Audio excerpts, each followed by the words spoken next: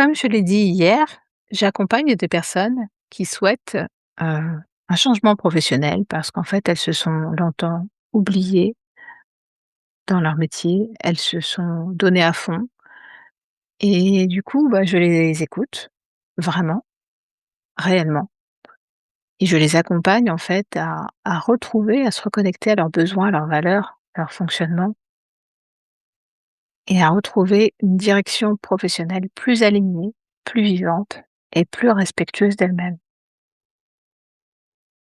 Mais tu dois te dire: «Mais comment ça se fait, par rapport à ce qu'on a dit hier, comment ça se fait que ce mal-être n'est pas plus porteur, ne m'aide pas à vraiment envisager autrement, à envisager un travail autrement, à travailler ailleurs ou faire autre chose?» Comment expliquer que ce mal-être n'est peut-être pas suffisamment fort? On en a parlé hier, hein, le cerveau préfère une situation connue, même inconfortable, à de l'inconnu. C'est la peur du vide. Et oui, la peur du vide, elle est, ancestrale, en fait. C'est vraiment une peur primitive et c'est vrai aussi pour l'activité professionnelle. C'est bien pour ça que la peur du chômage est un bel outil qui est souvent utilisé à des fins, politiques. Mais comment ça se fait? Bah oui, c'est la peur du manque. Heu, je peux te parler de cette coachée que j'ai accompagnée il y a quelque temps, qui était, professeure des écoles et qui, était dans une situation où vraiment, elle se disait: «Non mais en fait là, faut que je fasse autre chose, ça va plus. Je suis dans une situation, que j'ai voulu mais qui ne me convient vraiment plus. Heu, c'est n'importe quoi, je tiens plus en fait. Heu, faut que je change quelque chose». Alors, que je change quelque chose, hein, c'était pas forcément, faut que je trouve un autre métier, mais il y avait quand même ça derrière un peu. Ce serait bien que je trouve une autre idée de métier, mais je ne sais pas quoi. Parce que, parce que je suis toute seule donc je peux pas me permettre, d'arrêter, comme ça, un métier qui, malgré tout, me permet de vivre. Donc ça s'entend, évidemment, hein, et on a travaillé là-dessus, en fait, sur, ce qu'elle souhaitait garder, pardon, heu, ce qu'elle, souhaitait changer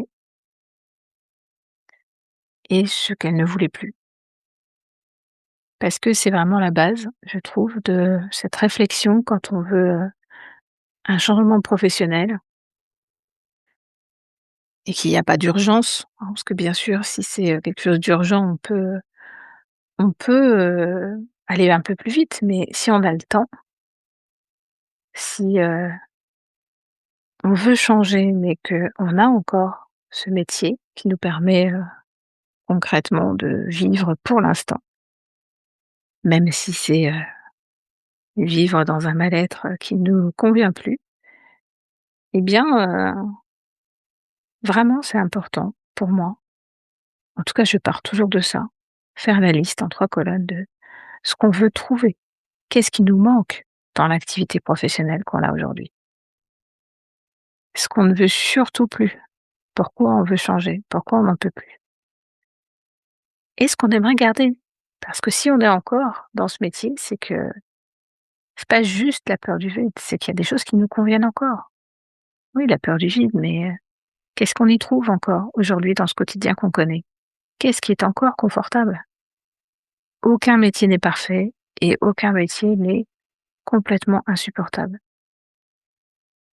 Donc il y a forcément des choses qu'on aime encore. Le tout, c'est de réussir à transcrire ça, à se dire: «On peut retrouver ce qu'on aime encore dans un autre métier ou dans un autre environnement, dans une autre façon de faire». Parce que voilà, ça dépend vraiment de ce qu'on souhaite garder, de ce qu'on souhaite trouver qu'on n'a pas encore.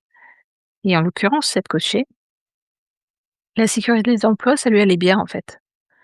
Donc elle en a conclu qu'elle n'était pas prête à faire autre chose, pour l'instant, que d'être fonctionnaire.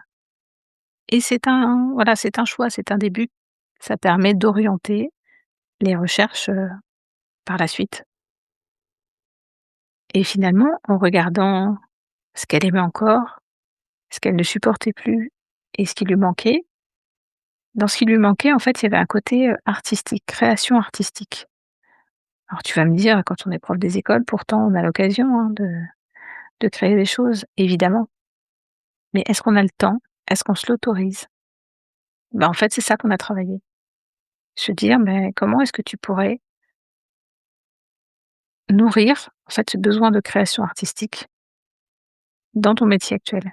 Puisque tu n'es pas prête à le changer. Et en fait, c'est ce qu'elle a trouvé. Elle a trouvé des solutions pour, créer des choses, pour, nourrir son besoin de créativité et en même temps, évidemment, on a cherché des solutions pour apaiser ce qu'elle ne supportait plus. Je dis bien apaiser parce qu'évidemment, on ne peut pas toujours tout supprimer, mais en tout cas, trouver des façons de mieux vivre des situations qu'on ne supporte plus. En réalisant, par exemple, qu'on se met, des injonctions, bien plus que, ce que, la hiérarchie nous impose réellement. Et ça, c'est souvent le cas, hein, pour les profs des écoles, les profs en général. Ils se mettent bien plus de pression que la hiérarchie leur en met parce qu'en fait, il y a assez peu de contrôle quand on y regarde au final.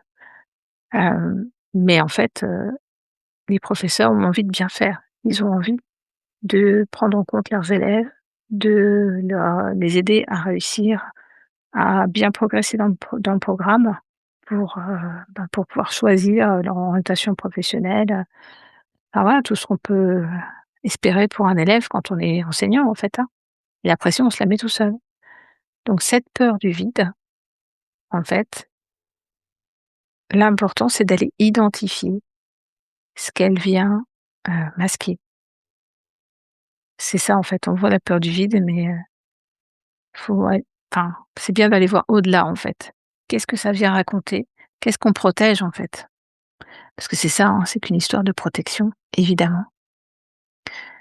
Le cerveau, il est là pour nous protéger et c'est tant mieux. Maintenant, comme je disais hier, comment faire pour rendre l'inconnu un peu plus connu? Ou comment faire pour aller interroger cette peur du vide, pour trouver des façons de rassurer, en fait, de rassurer, cette peur, de rassurer ces peurs, en fait, de pouvoir aller au-delà de ces peurs. Donc de trouver le courage, en fait, d'aller chercher du bien-être, au lieu de se contenter de notre mal-être supportable, puisqu'on le connaît.